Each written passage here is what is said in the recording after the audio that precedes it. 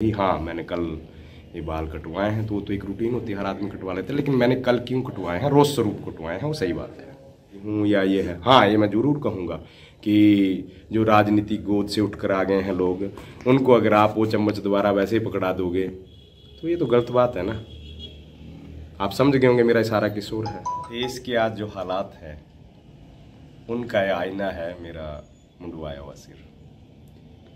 धर्म या उसकी अनुपालना या रूप सज्जा, ये निजता की अधिकार क्षेत्र की बातें होती हैं। ये मेरे निजी अधिकार की बात है कि मैंने सिर में क्यों मंडवाया या क्यों नहीं मंडवाया। पहली बात मैं आपको स्पष्ट कर देना चाहता हूँ, मैं कांग्रेस का किसी तरह का पदाधिकारी नहीं हूँ। आज तक मेरी मेंबरशिप भी कांग्रेस की नहीं है। लेकिन हाँ, मैं फैन हूँ राजेश धर्माणी जी का, उनकी कार्यशैली का, उनके तरीके का। और मैं नगर उत्थान समिति का अध्यक्ष हूँ, जिसमें मैं पुरजोर विरोध करता हूँ शहर के साथ कोई भी गलत करे, चाहे कांग्रेस करे चाहे बीजेपी। तो ये चीज़ मैं पहले आपको स्पष्ट कर देना चाहता हूँ। दूसरी बात रही, हाँ, मैंने कल ये बाल कटवाए हैं, तो वो तो एक रूटीन होती है, हर आदमी कटवा लेते हैं। लेकिन मैंने कल क्यों कटवाए हैं, रोज स्वरूप कटवाए हैं, वो सही बात है।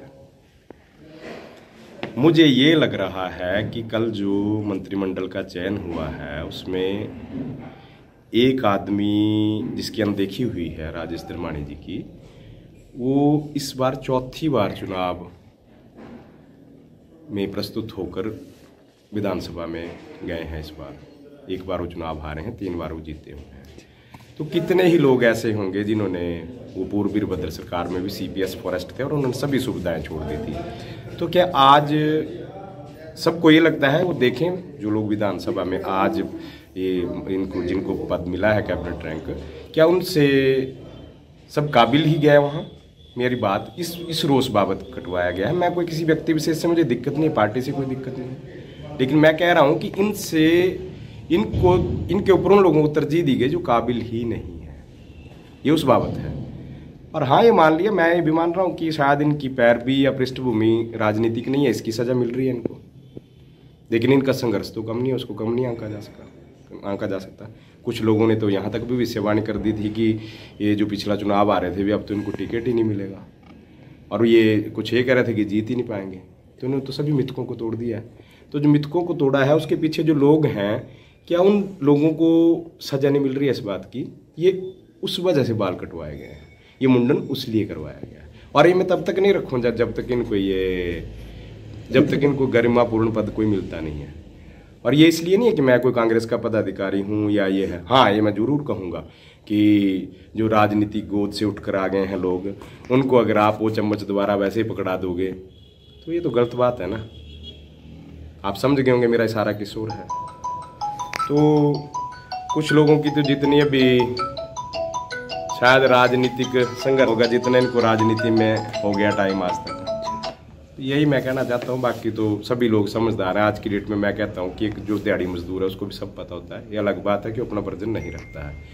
तो लोगों में अगर मुझसे पूछते हैं तो हमारे इस शहर में नगर उत्थान समिति का अध्यक्ष होने के नाते लगभग मैं 500 फोन सुनता हूँ रोज। तो 500 में से 450 लोग दुखी हैं कि ये गलत हुआ। और सबसे बड़ी बात कि इस शहर में नगर उत्थान समिति का अध्यक्ष होने के नाते लगभग मैं 500 फोन सुनता हूँ रोज। तो 500 में से 450 लोग दुखी हैं कि ये गलत हुआ।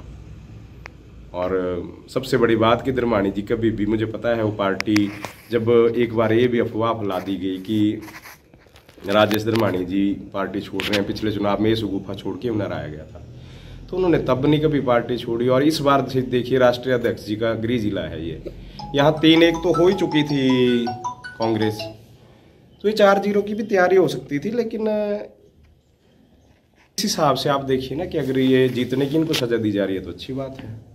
कि जिला से एकमात्र जो सीट है उसको अगर जीतने की सजा दी जा रही है तो वो भी बढ़िया बात है। मुख्यमंत्री मैं देखो, मैं किसी तरह का पदाधिकारी तो नहीं, आम आदमी होने के नाते और नगर उत्थान समिति का अध्यक्ष होने के नाते तो मैं उम्मीद रख ही सकता हूँ।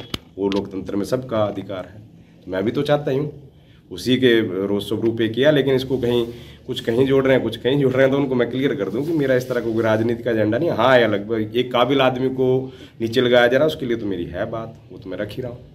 और वो रखना मेरा लोकतंत्र प्रदत्त अधिकार है, कोई एहसान नहीं कर रहा है मेरे पे।